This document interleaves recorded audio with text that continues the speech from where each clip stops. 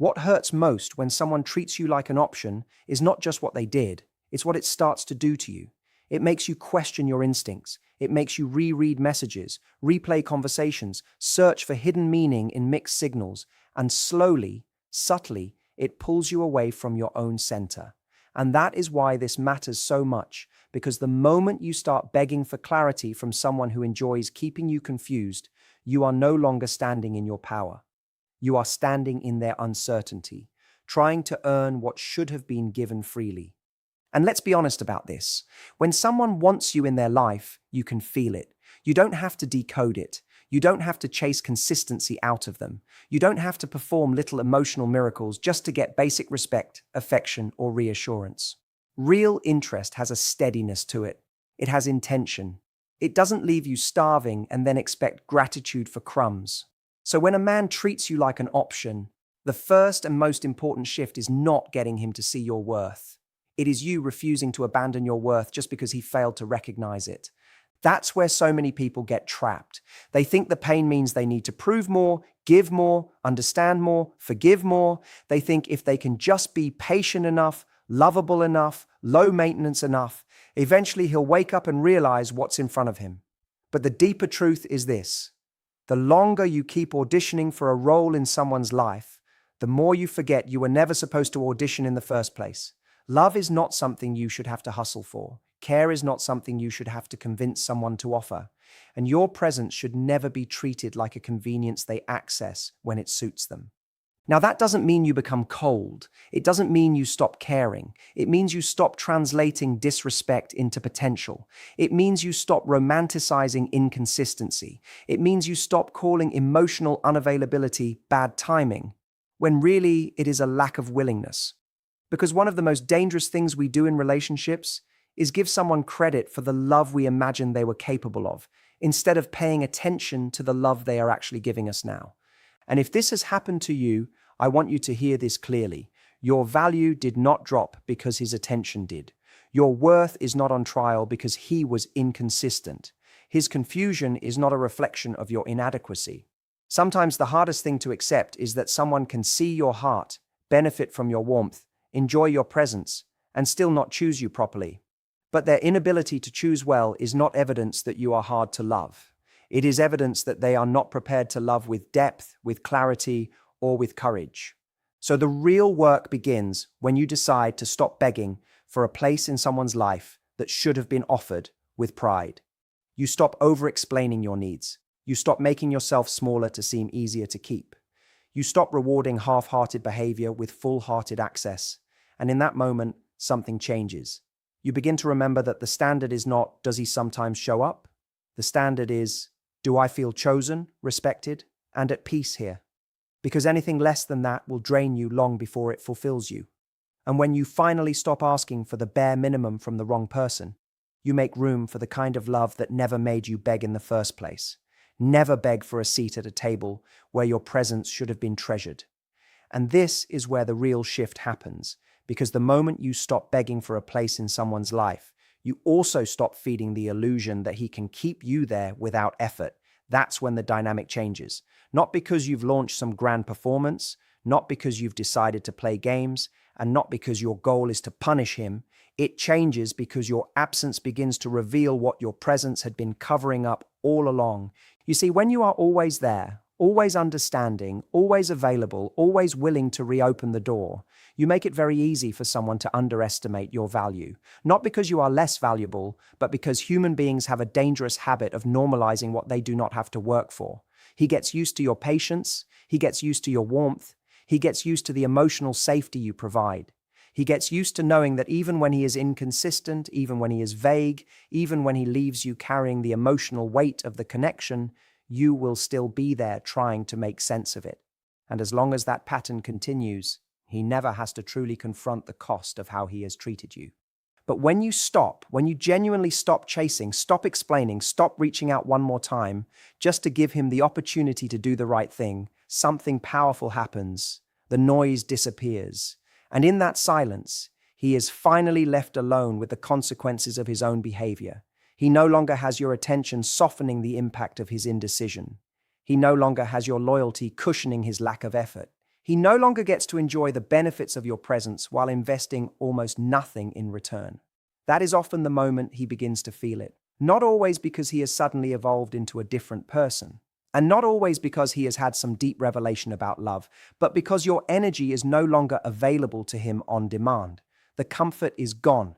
The validation is gone. The certainty that you would keep showing up no matter how little he gave is gone. And now, for the first time, he has to sit in the emptiness where your care used to be. This is important because a lot of people think their power lies in convincing someone of their worth through more words, more emotion, more access. It doesn't. Your power is often revealed in what you no longer offer to people who mishandled it. There is something deeply transformative about becoming unavailable to the version of someone who thought they could keep you half-loved and still have all of you. Because your withdrawal is not cruelty, it is clarity. It is the moment you stop participating in your own undervaluing. And yes, sometimes that is exactly when he comes back. That is when the message arrives. That is when the sudden curiosity appears. That is when he wants to check in, reconnect, test the waters, see if the door he left half open is still open on your side. But you must understand what this moment is really testing. It is not just testing whether he misses you, it is testing whether you have learned the lesson. Because someone missing your energy is not the same as someone being ready to honor your heart. So don't confuse his discomfort with transformation. Don't mistake his loneliness for commitment. And don't let the fact that he finally feels your absence become a reason for you to forget why you had to create that absence in the first place. The goal was never to make him panic. The goal was to make yourself free. Free from waiting, free from wondering, free from handing your self-worth to someone who only noticed your value when access to you was no longer guaranteed. And that is the deeper truth. His real loss begins the moment your attention ends, because that is the moment he can no longer escape the value of what he took for granted. Let him feel the silence he created. And once you've stepped back, once you've stopped chasing and allowed him to feel the absence of what he took for granted, the next temptation is to make your life about whether he notices, whether he regrets it, whether he comes back with the right words, the right energy, the right apology. But this is where you have to be so careful, because if your healing becomes another performance designed for his eyes, then you are still living in reaction to him. You are still allowing him to be the center of a story that is supposed to be about your freedom. Real healing is different. Real healing is quiet at first. It doesn't always look glamorous. It looks like choosing not to text when every part of you wants to. It looks like sitting in the discomfort of missing someone without using that feeling as a reason to return to what hurt you. It looks like facing the truth, not just about who he was, but about what you tolerated, what you explained away, and where you abandoned yourself in order to keep a connection alive. And that takes courage, because bitterness is often easier. Bitterness gives you a temporary sense of strength. It makes you feel protected. It tells you that if you stay angry enough, cynical enough, hardened enough, no one will ever get close enough to hurt you like that again. But bitterness is not power. Bitterness is pain with armor on. It still ties you to the person who hurt you, because now your energy is just trapped on the other side of the same bond. You are no longer begging for their love, perhaps, but you are still emotionally arranged around their impact. And that is not freedom. The goal is not to become colder. The goal is to become clearer, clearer about what you deserve, clearer about what love feels like when it is healthy, clearer about the fact that your future should not be held hostage by someone from your past who failed to show up for you properly. Healing, then, becomes the deepest form of self-respect. It is you deciding that what happened to you will not define the quality of your spirit. It is you refusing to let one person's inconsistency convince you that you must now live with your guard up forever. It is you choosing restoration over obsession, growth over revenge, peace over proving a point. Because the most powerful thing you can do after being undervalued is not to spend the next year trying to make someone feel guilty. It is to become so rooted in your own worth that their inability to choose you well no longer has the power to shake how you see yourself. And yes, let's be honest, there is a part of all of us that wants the visible victory. We want the glow up they can see. We want the moment they look at our life and realize what they lost. We want them to witness our happiness and feel the sting of their own mistakes. That feeling is human, but the real transformation happens when your life starts becoming beautiful in ways that are no longer about being witnessed by them at all. When you laugh and genuinely forget to wonder whether they would be impressed. When you wake up and feel peace without needing closure from the person who disrupted it. When you begin building a life, a self-image, and a future that no longer asks for permission from the past. That is when your healing becomes magnetic. Not because you are trying to send a message, but because there is something undeniably powerful about a person who has suffered disappointment and still chooses softness without weakness, standards without bitterness, and hope without naivety. That kind of healing changes your posture. It changes your boundaries. It changes the way you enter every room and every relationship after that.